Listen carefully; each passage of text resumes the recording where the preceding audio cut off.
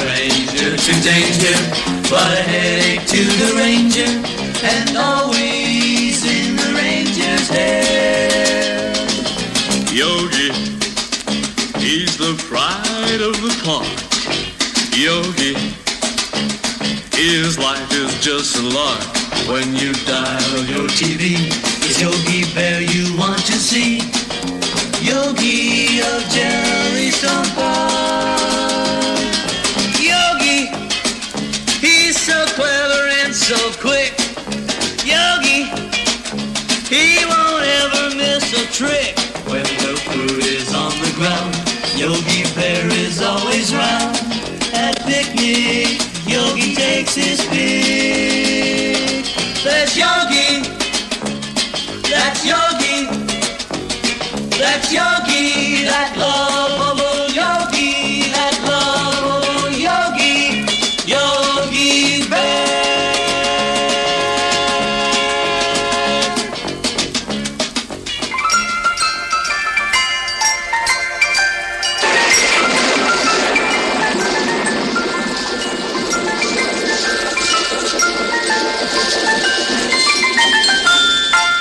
Okay, Boo-Boo, it's getting late. Late? What time is it, Yogi? It's about 2 days past October, and time all us good bears went into hibernation for the winter. But, Yogi, I want to stay up late and watch the Flintstones on the Late Late Show. That's what you said in September, Boo-Boo. But how many times I gotta tell you that if you want to grow up to be a big, healthy bear like old Yogi, you gotta get your sleep.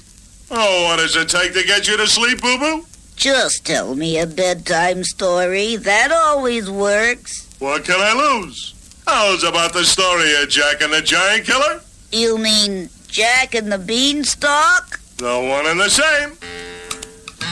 This boy, name of Jack, he lived on a little farm in jolly old England with his mother. But Jack was not so jolly, you see. They were very poor. Why didn't Jack get a job to help his mother, Yogi? Well, Jack didn't know how to do anything. He didn't get an education. You see, Boob, Jack was a dropout. There wasn't a bite of food in the house, not even a TV dinner. Why didn't they sell something, Yogi? They did, Boob. Jack sold his hi-fi, his collection of Beatle records, his skateboard, everything. All they had left was a cow. Why didn't they milk the cow, Yogi? They did for a while, but they didn't have any feed for the cow. So the cow figured if they're not going to feed me, then I'm not going to feed them. And she didn't. Finally, Jack's mother got so desperate, she called to her son. Jack, She called, fetch Brownie. you see, it was a brown cow. Then Jack's mother explained that they had to get a few dollars, some way. Oh, no, brown cow, quipped Jack. Right, Said his mother. it's all we got left. Take the cow to town and sell him, her, for as much as you can get. Well, Jack wasn't too bright, but he did as his mother told him. He took the cow to town. But on the way, he met a smooth-talking sort of fellow who says, Good morning, lad. Where are you going with that lovely bovine creature? What bovine creature, asked Jack? All I got is a cow. Well, the stranger, seeing Jack wasn't too sharp, decided to cheat him out of his cow. How much do you want for that cow, lad? Asked the city slicker. Oh, I'll take $100, sir.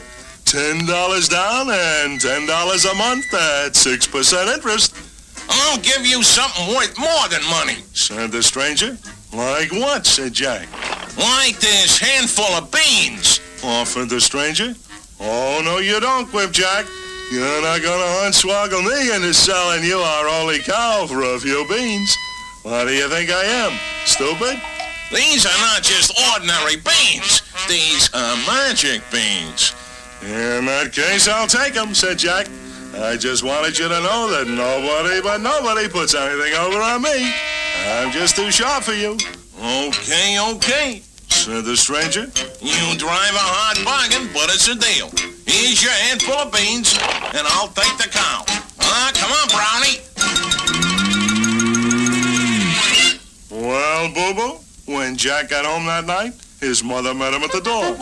Well, Jackson, where's the money? Well, alibis the boy, I didn't exactly get any money, but I got something better than money. Better than money? Here's the mother. Oh, boy, I've got to sit down and talk to this boy one of these days. But, Mommy, said Jack, look, the nice man gave me a handful of beans. Beans? Scream, Mom. That does it. Tomorrow you're going back to school. But, Mom, explained Jack, these aren't just plain ordinary beans. They're magic beans. I'll bet. Quip, Mom. So what are you going to do with a handful of beans? They won't even grow on this farm. With that, the poor angry mother grabbed a handful of beans and threw them out the window. Poor Jack. That night, he went to bed hungry as usual.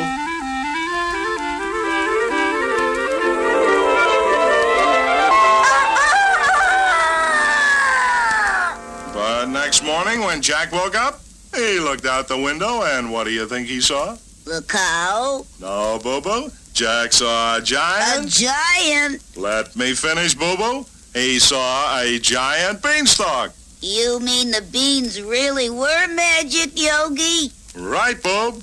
The giant beanstalk was so tall, Jack couldn't even see to the top of it. So Jack, being nosy, started to climb the big beanstalk to see how tall it was. Up, and up he went, but still he didn't reach the top.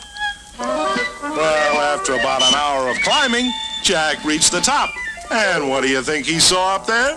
The cow? No, Boo-Boo. Jack saw a fantastic island in the sky, a strange, mysterious land, and he started walking along the road till he saw a huge castle. Then Jack started toward the castle, but right in front of the castle, Jack met a beautiful fairy princess. Where are you going, lad? Said the fairy princess. I'm going up to that big castle to see who lives there, answered Jack. I wouldn't if I were you. Said the fairy princess. You see, that's the castle of the one-eyed giant. One-eyed giant, gasped Jack. So what about the one-eyed giant, Yogi? Well, the fairy princess told Jack that after the brave knight and his family were gone, a huge one-eyed giant moved into the castle. And that isn't all. The giant took over the brave knight's most valuable possessions. His gold, his singing harp, and his magic hen. Be careful. Said the fairy. That one-eyed giant is dangerous. But Jack didn't hear the warning. He had decided to go find the magic hen and magic harp and return them to their rightful owner. Walking up to the big castle gate, Jack rang the bell. But when nobody answered, Jack sneaked under the bottom of the huge castle door. Fee, fi, fo, fum. I smell the blood of an Englishman. Uh-oh, thought Jack. It's him. It's the one-eyed giant. I'd better cut out. But suddenly, Jack hid in a closet.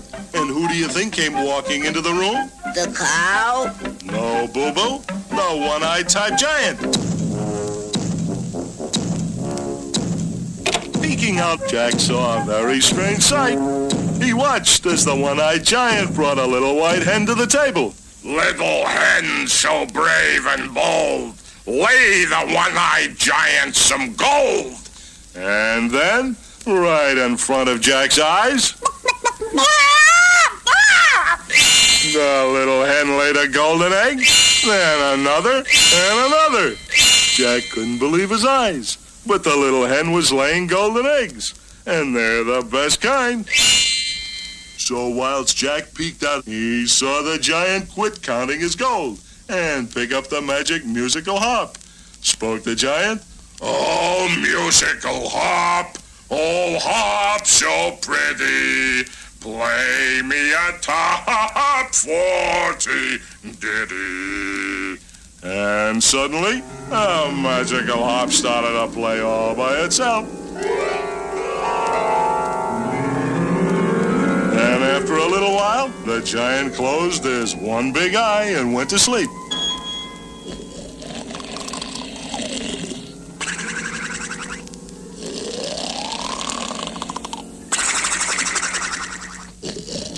That was Jack's chance to escape.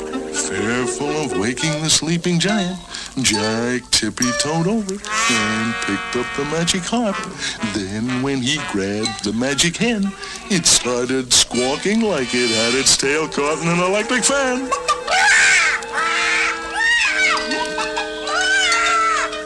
If there's one thing I can't stand, it's a stool pigeon chicken. The noise woke up you-know-who. Fee, fi, fo, fum. I smell the blood of an Englishman. Be thin or be he fat. I'm gonna find out where he's at. But at that moment, the one-eyed giant spotted poor little Jack with the harp under one arm and the blabbermouth chicken under the other. Jack was so scared, he froze in his tracks, and the giant started after him.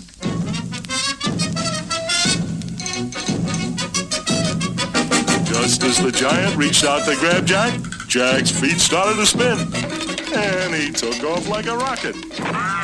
Down the castle halls Jack ran, with the giant so close, Jack could feel the giant's breath in the back of his neck. Jack, out of breath and scared, dashed out into the courtyard ahead of the giant. But the giant turned his huge dogs loose to join the chase. Did the dogs catch Jack, Yogi? I don't know, Boo-Boo. I haven't finished the story yet. Let's find out. Well, with the dogs yapping at Jack's heels, he just barely got to the top of the beanstalk ahead of the giant. Down Jack scrambled. Down, down, down climbed Jack, and it wasn't easy, with that magic harp under one arm and magic hen under the other, not to mention the big double-jointed giant right behind him. But finally, Jack reached the bottom of the beanstalk and home.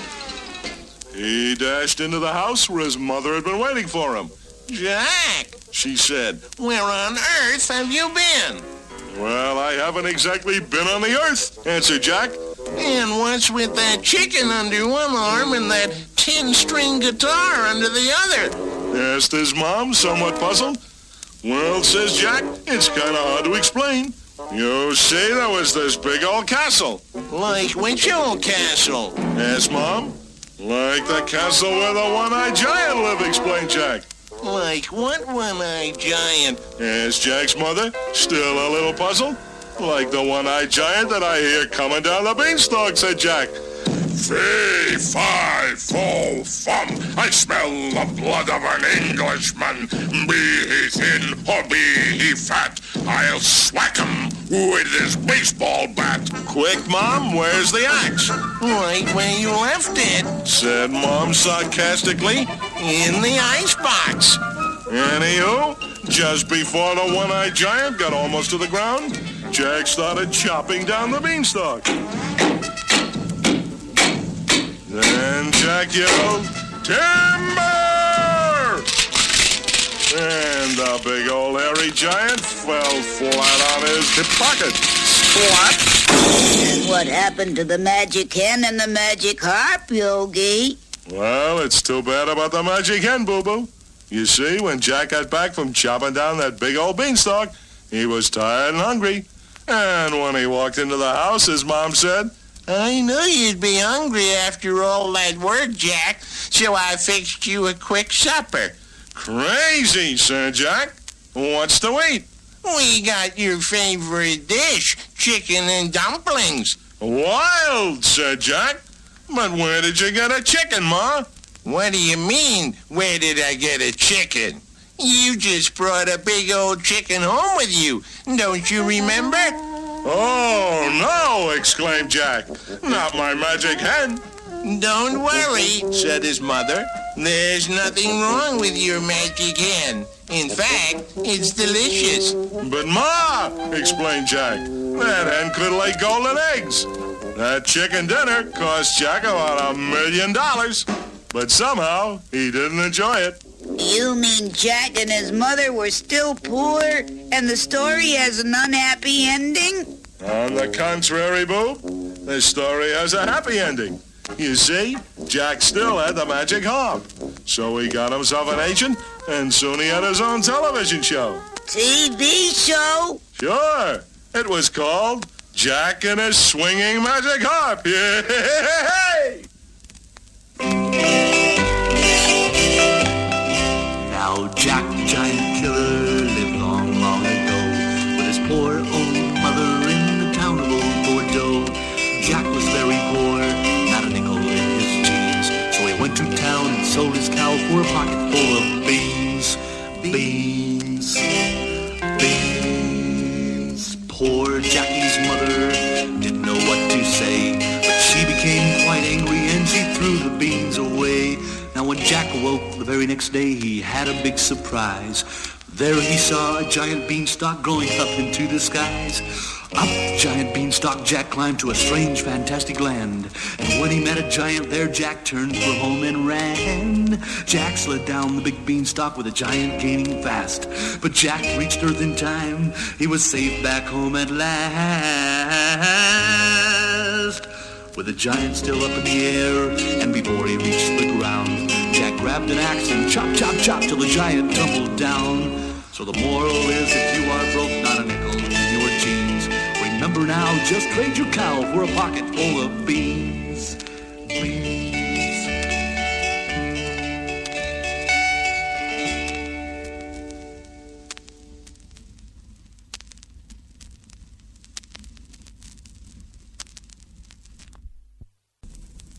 Well, Boo-Boo, my itty-bitty buddy, I told you a Betty-Bye type story. So now how's about a little hibernation nap? That Jack and the Beanstalk story did make me a little bit sleepy. Maybe if you told me another bedtime story, I could do some serious hibernating. Okay, Boo-Boo, just relax. And your favorite storyteller, name of Yogi Bear, will tell you the story of Little Red Type Riding Hood.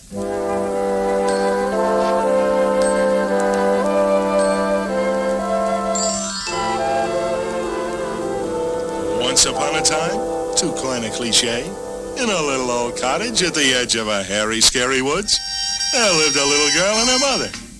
On her birthday, the little girl received a beautiful Red Riding Hood from her grandmother. She liked the hood so much, she wore it all the time, even over her pajamas. So the people in the neighborhood started calling her Little Red Riding Hood. Anywho, whilst Little Red Riding Hood was doing her homework, Do the monster jig. Do the monster jig. Do the monster jig. the phone rang. The call was from her poor old grandmother. Collect, Hi, Granny baby. says Little Red Riding Hood. What's up? Well, Says Grandma. to tell you the truth, I'm not feeling too sharp.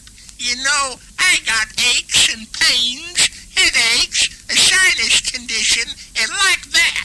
But otherwise, I feel super. Well, where do you hurt most? Well, I hurt all over more than anywhere else. What you need Says Red Riding Hood. is a good hot meal. I'll whip up a few goodies and buzz over to your house. Crazy. Says Granny. And with that, she hung up. After all, she was out of the toll-free area. So Little Red Riding Hood got out her big cookbook and started mixing up a lot of yummies.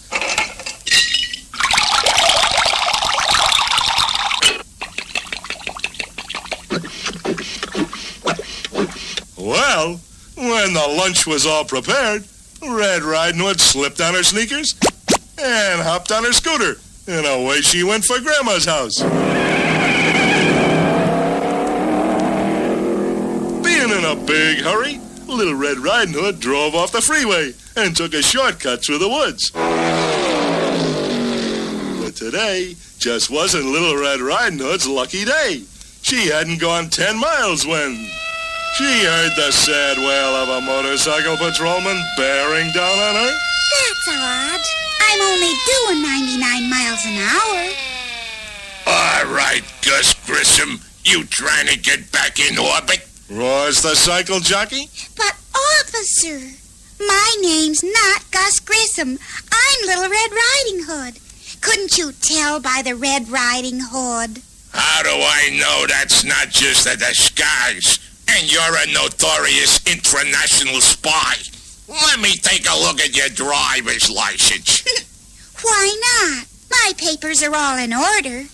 I thought so. You're not really Little Red Riding Hood. That's just a nom de plume. What makes you talk that way? My name's on my driver's license. Can't you read? Never mind, can I read? What you got in that basket? Contraband? Stolen crown jewels? Plans for an interplanetary bus? Oh, cool it. Says Red. It's just a bunch of lunch I'm taking to my grandmother. Open it up. I don't take any chances. Okay. Says Red. Looky. Vanilla matzo balls, borscht, sweet and sour, French fried buttermilk. Said the lawman. I'd better take all these goodies along with me. What for? As evidence. Evidence of what? I'll think of something. Says the motor cop, grabbing at the basket. But Little Red could see that the motor cop wasn't a real motor cop, but some kind of a phony. So she grabbed the basket of goodies and blasted off to the woods, leaving the phony fuzz behind. Wow, my disguise almost worked, but I'll get that Little Red Riding Hood yet. My name ain't the Big Bad Wolf. Is that the end of the story, Yogi? No, Boo-Boo. I'm just building up to the denouement. The what, Yogi? You know, the climax. You see, the wolf figured he would get to Grandma's house ahead of Red Riding Hood and grab her when she arrived. Soon the big bad wolf skidded up to the front of Grandma's cottage. He knocked on the door. Okay, so he dingled the chimes. Who's there? Answered Grandma. It's only me, Little Red. I mean, it's only me. Little old me, you know, Little Red Riding Hood. I brought you a whole basket full of goodies. Open the door, Granny. Okay. Said Granny. But instead of coming to the door, Granny went out the back door, climbed off on the roof with a bucket of hot water, and dumped it on the wolf. Yeah! That's smart. And seeing he'd been outfoxed, he went yelping into the woods. Well, by now, the wolf was getting a little fed up with being outsmarted. And just when he was about to give up, he got one of his sneakiest ideas. He dashed downtown to a costume shop where they rent costumes for Halloween and parties and like that. I'd like to rent a Little Red Riding Hood outfit. You see, I'm going to a costume party as Little Red Riding Hood. Well, only minutes later, there was another rap at the door. The chimes rang. Who's there? Asked Grandma. It's only little old me, Fibbed the wolf. Little Red Riding Hood. How can I be sure? Asked Granny suspiciously. Just look out the window and see. Said the sneaky old wolf, putting on his dark glasses. And when Grandma saw the bright Red Riding Hood, she opened the door and let the wolf in. I'm not one to criticize, Little Red, Says Grandma. but I think you ought to get a shave. Shave? Uh-oh, it's not Little Red Riding Hood at all. It's the Big Bad Wolf. What a sneak. It takes one to know one. Chuckles the wolf. And with that smart aleck remark, the big bad wolf grabbed Granny and locked her in the closet. Then, wearing a shawl and one of Granny's lace nightcaps, the wolf jumped in the bed, dialed in the electric blanket, pulled the covers up to his nose, and waited for Little Red Riding Hood to come along. While he was waiting, the wolf decided to turn on the radio. To the monster jerk. To the monster jerk. Jerk. Ladies and gentlemen, we interrupt this program to bring you a special police bulletin. Be on the lookout for a big, shaggy, ugly wolf, known to be lurking in the woods near Grandma's house. He's about 3 feet tall, weight about 90 pounds. When last seen, he was wearing a dirty, mangy, old overcoat, and his teeth looked like he'd forgotten to brush after every meal. Suspect is Caucasian and goes by the name of Big Bad Wolf. That is all. And now, back to that new musical group called the Cotton Pickin' Guitar Pickers. Well, the wolf had to act fast. The police were closing in on him. But could they find him before he found Little Red Riding Hood? And about that time, the wolf heard a familiar sound.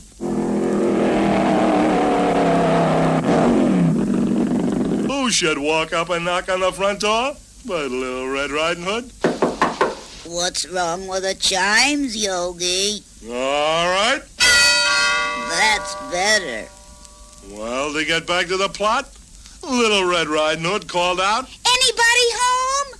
Who is it? Called out the wolf in his granny voice. It's me, you know, Little Red Riding Hood. Well, don't just stand there, child. Come on in.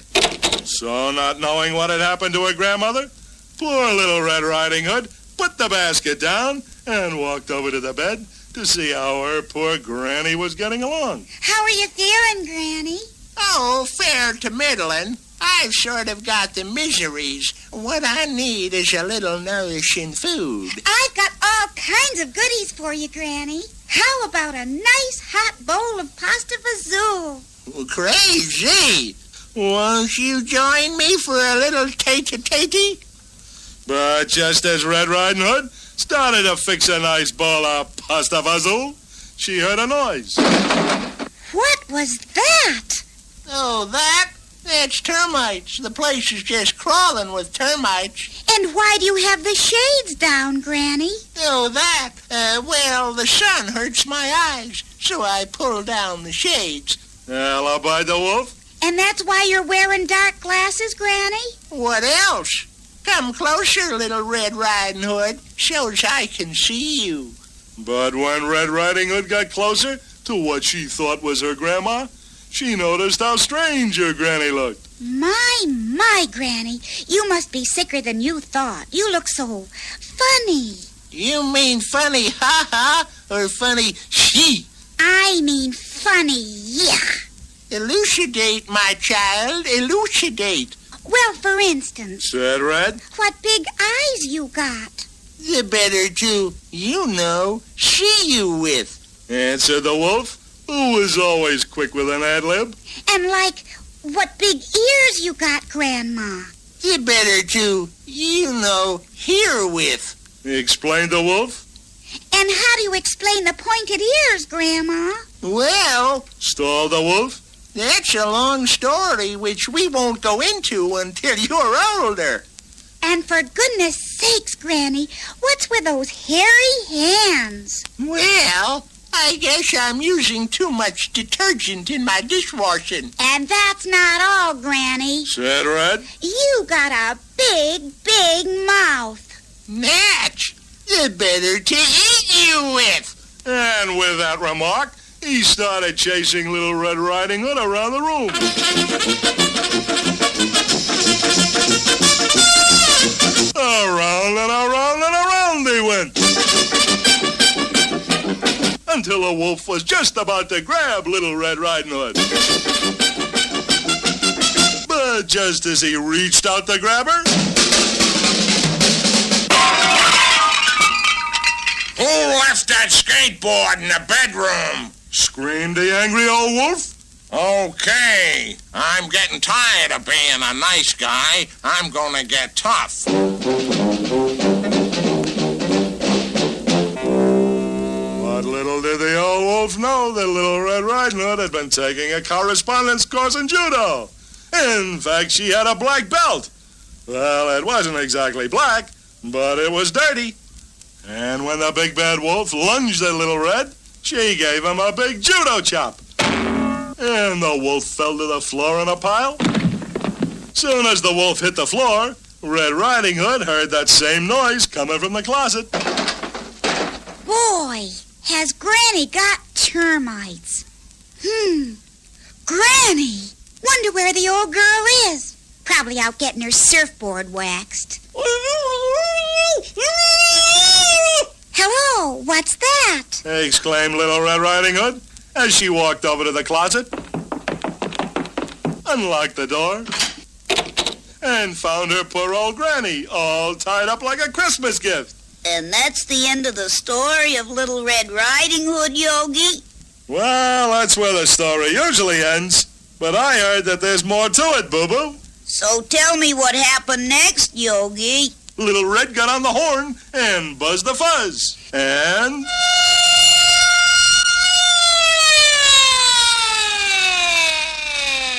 All right. What's the trouble? It's this dirty old wolf. I want him booked. What's the charge? The charge said Red? is telling fibs, masquerading as Granny without a license, and overacting. I'll be down later to sign a complaint. All right, Big Bad Wolf. You'd better come along with me, But officer, cried the wolf. I'm innocent. It's a frame, a bum rap. I demand to see my lawyer. You're arresting an innocent man. But the Big Bad Wolf was taken to jail and booked just the same. And that's the end of the story, Yogi? Almost. The Big Bad Wolf got himself a smart lawyer and almost beat the rap. How could he do that, Yogi? Well, you know what a prevaricator he was. As a matter of fact, you just can't believe anything a wolf tells you. Anyhow, at the trial, the Big Bad Wolf took the stand in his own defense and told his side of the story. Your Honor, Said the wolf, fibbing through his teeth. it all started when I was walking through the woods on my way to take some warm soup to a sick friend. I'm always doing good deeds like that. It's just the way I am. When the plaintiff, Miss Red Riding Hood, came along, and I noticed she was crying. Well, I never could stand to see a woman cry, so I politely asked her if I could be of any help. Well, she tells me a phony story about having a sick granny and all that jazz. Well, I felt so sorry for the poor dear that I went home and made a nice pot of soup and took it to her ailing granny. Well, you can imagine my surprise when I walked into Granny's house and the two of them jumped me. I screamed for help, but nobody heard me. It seems that the plaintiff, Miss Red Riding Hood, and her so-called granny were running a phony fur coat racket. They were going to tan my hide, dye it gray, and sell it as a mink stole. Can you imagine that? He's not telling the truth, Your Honor. Exclaimed Red Riding Hood. Oh, yes, I am. Argued the wolf. If I'm not telling the truth, may I get struck by lightning. And he was struck by lightning. And that taught the Big Bad Wolf a lesson he'll never forget, Boo-Boo. Telling a big fib will only get you in a mess of trouble.